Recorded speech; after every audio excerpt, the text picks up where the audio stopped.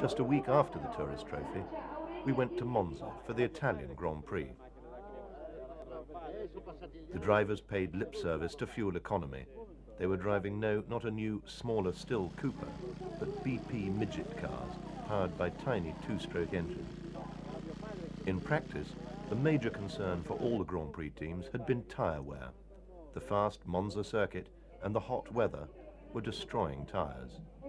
Moss's mechanic, Alf Francis, had fitted knock-on hubs to the rear of the Cooper in anticipation of a pit stop, but then found it was the left front tyre that was wearing the worst. The Astons qualified only 16th and 17th. Salvadori was still wearing bandages after the fire at Goodwood. The revered Enzo Ferrari made his customary visit to Monza. The Commendatore is seen at Grand Prix only once a year, and that's practice for the Italian Grand Prix.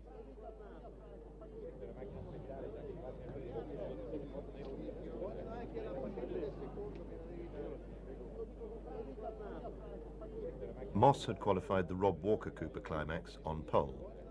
Second was the Ferrari of Tony Brooks, and third was Jack Brabham in the Works Cooper Climax. The Ferraris of Gurney, Hill and Jean Debien were 4th, 5th and 6th. If any circuit was to favour the Ferrari, it was Monza. They had more power, but they didn't have the Cooper's road holding.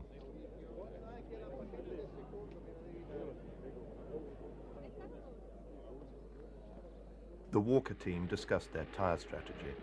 Could Sterling add a second to his Portuguese victory, I wondered.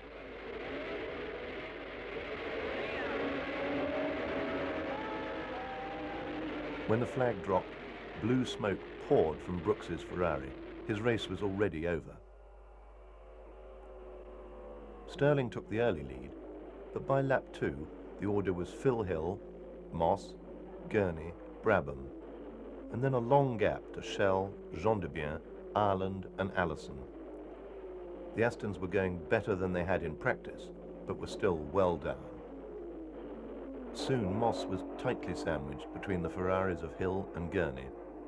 Sterling had brief spells in the lead, but was generally happy to be in the slipstream of a powerful Ferrari. The third Ferrari of Allison joined this trio. Brabham had dropped to 5th.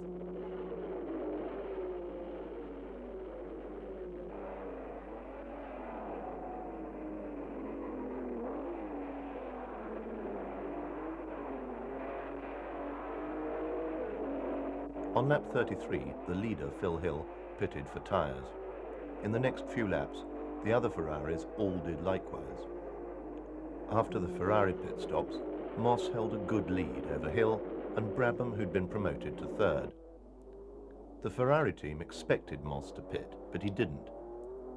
He cheekily tucked into the slipstream of Allison's Ferrari instead of lapping it. The wily Alf Francis had borrowed a sports car tyre from a Lotus Elite that had crashed out of one of the supporting races. This tyre had a full 8 millimeters of tread, which Sterling was now desperately trying to conserve.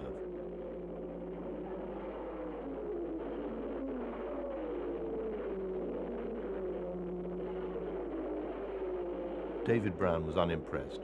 Salvadori had retired with engine trouble, and Shelby was 2 laps behind the leaders.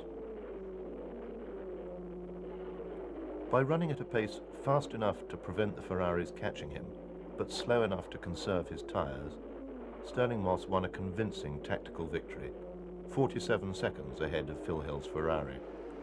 Brabham, in 3rd, also drove the race without stopping. So with only the US Grand Prix remaining, Brabham led the championship with 31 points, from Moss with 25.5 and Brooks with 23.